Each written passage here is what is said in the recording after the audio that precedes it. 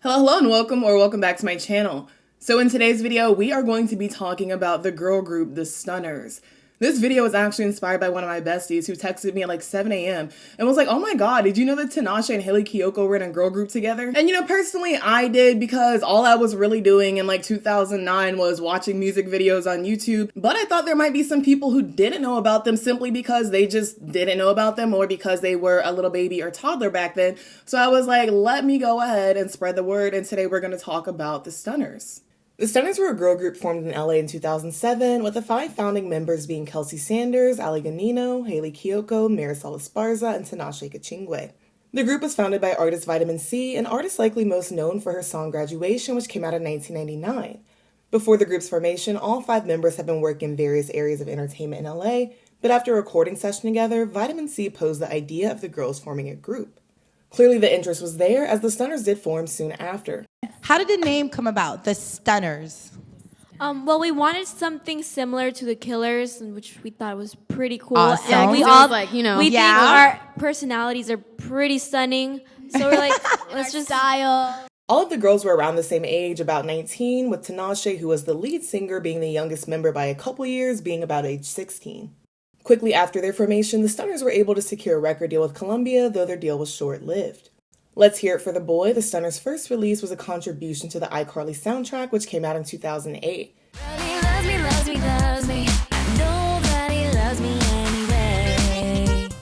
I think it's a funny little coincidence that just a couple years later, Hayley Kiyoko, who's one of the members of the Stunners, would go on to do a lot of work for Disney, having a guest role in Wizards of Waverly Place and then starring in the DCOM Lemonade Mouth.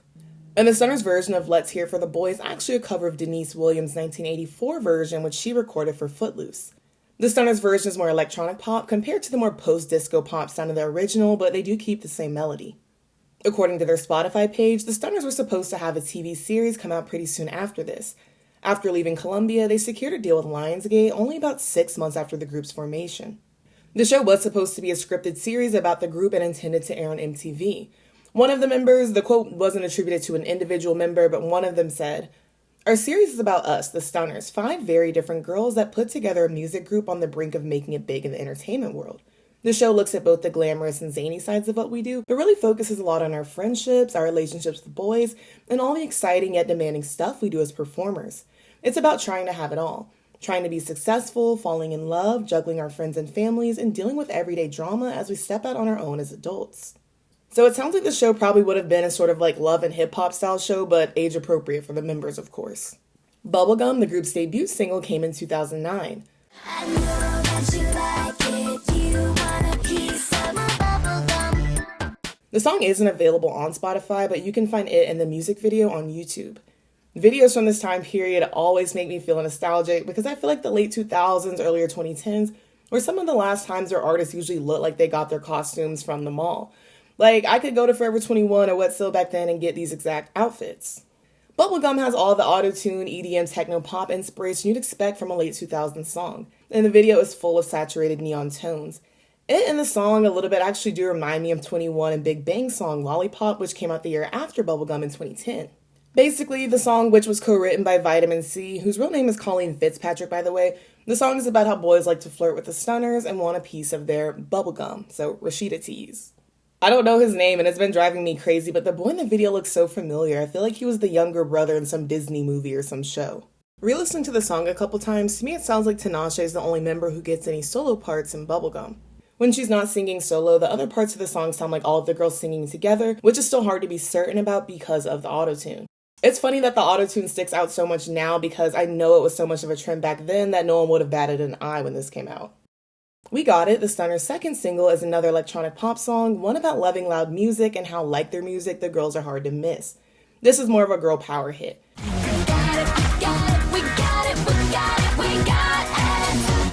These girls really have some fairy lights, a pack of empty solo cups, and a dream, and I love it, I love it, I love it.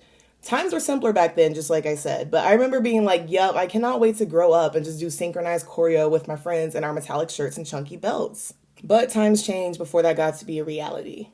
The Stunners actually do dance a lot. Like, every single music video has a little dance break, and they said that that was something about them as a group that they wanted to be sure to showcase.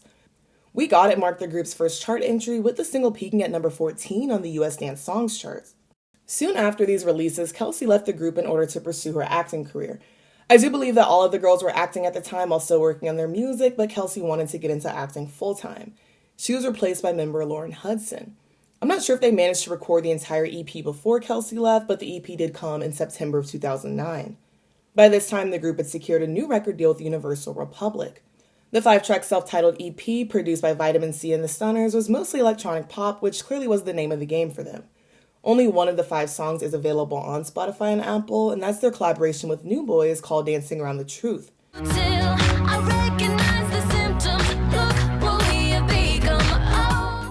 We Got It, as I mentioned, you can find on YouTube, and the same is true for 2 of the other tracks, Electricity and Imagine Me Gone. The only one I could not find on YouTube in full is the EP's final track, Meltdown, but I was able to find it on SoundCloud.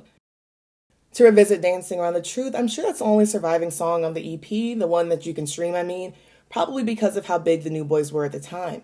So I'm sure this one got a bigger push in promotion and also got a higher budget video based on the looks of it. A play on the title, in between their choreography and close-up shots, the Stunners are in a room while a man takes a polygraph test, presumably failing because he's dancing around the truth. And Dancing Around the Truth is still electronic pop, but slower tempo with that sticky kick drum bass line punching back and forth. If I had to use another song for a point of reference to give you a better idea of what I mean, I think it would be Christina Aguilera's Keeps Getting Better. Baby, yes, I know what I am, and no, I don't give a damn, and you'll be loving it. I was curious to find out if there was a name for the specific sound or if the production was influenced by a genre I was kind of unaware of, and apparently it is called electroclash, which is a term coined by DJ Larry T. Electroclash doesn't have one specific sound, but the genre is inspired by electropop, electronic house, disco, and alternative dance music. The genre, which originated in Europe and quickly spread to the Americas, was most popular in the late 2000s and early 2010s. I would say for both Keeps Getting Better and Dancing Around the Truth, they're heavily electroclash influenced, but have some other traditional electropop and R&B elements even thrown into the production. I don't believe the Stunners ever headlined their own tour, but they did open for Justin Bieber's 2010 My World Tour, performing at the first 20 dates. It was pretty crazy for all of us because we have never obviously performed in stadium arenas like that, and those Bieber fans are pretty dedicated. So they were all showed up for the opening act, and for most of them, it was their first concert. So the bottom line is that you all are struck with Bieber fever, and by the end of the tour, everybody will be stuck with what rhymes with stunner. Stunner fever. This isn't. I don't know. We're gonna have to figure something We'll out. have to think of a Funner. name. Funner. Stunners Funner. are funner. The funner. We had more funner with the stunners. Yeah. While touring, the girls were said to be working on their debut album and released what ended up being their final singles, Spin the Bottle and Santa Bring My Soldier Home. Spin the Bottle is a cute song about playing Spin the Bottle in which the girls express excitement over possibly getting to kiss their crush during the game. You might get lucky, spin the bottle, baby, spin the bottle.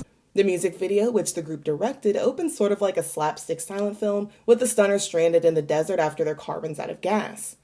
Luckily, a group of shirtless men materialize out of the horizon to save the damsels and somehow teleport them to a house party.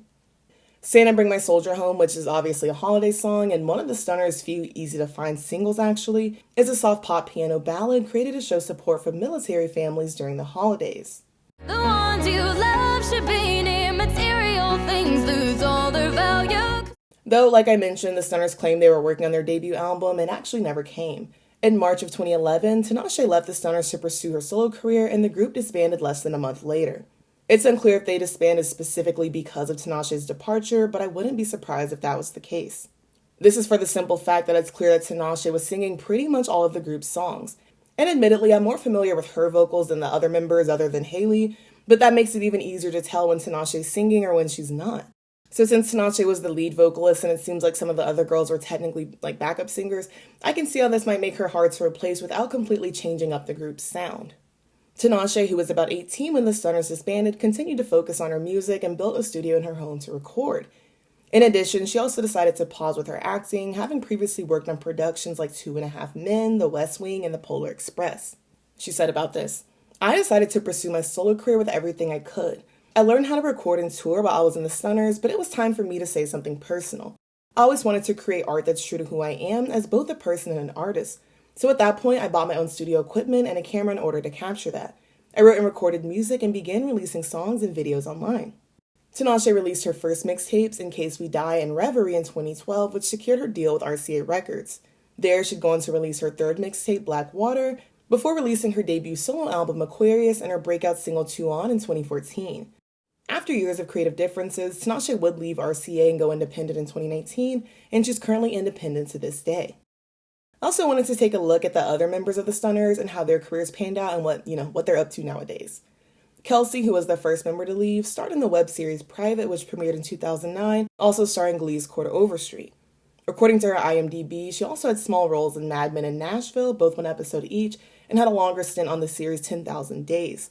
She also went on to act in several smaller budget or made-for-TV film roles, with her most current role being 2020's Acquitted by Faith. Lauren, who replaced Kelsey, I couldn't find much of what she's up to, even if she's still in the entertainment industry at all. Apparently she is still friends with Hayley though, but her social media is private, and based on the bio, she's married and is probably living a life more out of the spotlight, it seems. Like Kelsey, after the Stunners disbanded, Allie pursued acting. She had regular roles in the ABC dramas The Lying Game and 10 Things I Hate About You. According to her IMDb, her most recent role was in a 2021 episode of the ABC series The Rookie, which stars Castle's Nathan Fillion. Allie's still making music as well, having put out a few singles and EPs over the past couple years. Her most recent project, which is the EP Goodman, came out last October. I went to listen to some of the songs, and they have this sort of psychedelic, folky country sound. And I was really intrigued by what I heard. I think a good way to describe her music sounds like maybe if Zella Day and Casey Musgraves' music had a baby. It doesn't look like Marisol is still acting, but when I was looking at her IMDb, I did find out that she guest starred in 2 episodes of Everybody Hates Chris while she was still in the Stunners, playing the role of Maria. I think she may be married now since her last name on her Instagram handle is different, and based on her post, I'm going to assume that she is also living her best life more outside of entertainment. Hayley Kiyoko is probably the most recognizable name out of the ex-Stunners members outside of Tinashe, and one of the more active ones. She continued with acting, appearing in several projects including XOXO, Jim and the Holograms, and appearing in episodes of The Fosters and The Vampire Diaries. Though she had come out to her parents in middle school, she wasn't publicly out for her earlier years of her career. This changed in 2015 with the release of the EP This Side of Paradise, which includes the song Girls Like Girls. In several of her subsequent projects, Hayley sang about her sexuality, experiences, and coming to terms with it. But then in a lot of her other songs, they're just basically normal pop songs where love or flirtation is mentioned, they just happen to be queer. In 2018, Hayley released her debut album, Expectations. On It Is What I Need, a collaboration with Kalani, in which both sing about not hiding, diminishing, or excusing their sexualities. In the video, they play best friends who, after Kalani's kicked out for being queer, they go on a sort of runaway adventure together and later realize their feelings for one another. Around this time, because Hayley was one of the few both visible and vocal lesbian celebrities, she earned the nickname Lesbian Jesus. The following year, Hayley made an appearance in Taylor Swift's video for You Need to Calm Down. She was excited to be in the video, 1, because the song is about supporting the LGBTQ community, and 2, because she has a short archery scene in the video and it apparently wanted to be in the Hunger Games. I don't know if she ever auditioned or anything. Hayley's sophomore album, Panorama, came last summer.